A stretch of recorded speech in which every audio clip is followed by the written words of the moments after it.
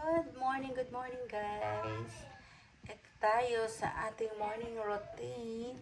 Tayo ay gagawa ng ulam para sa baon ng ating mga anakis.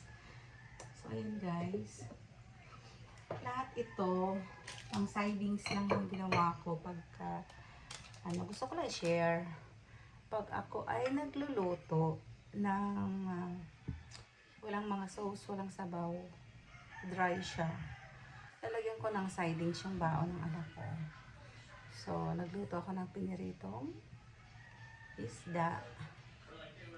At yung aking ingredients ng aking pang sidings natin ngayong morning. Para hindi na tayo maghahatid ng baon. Ay,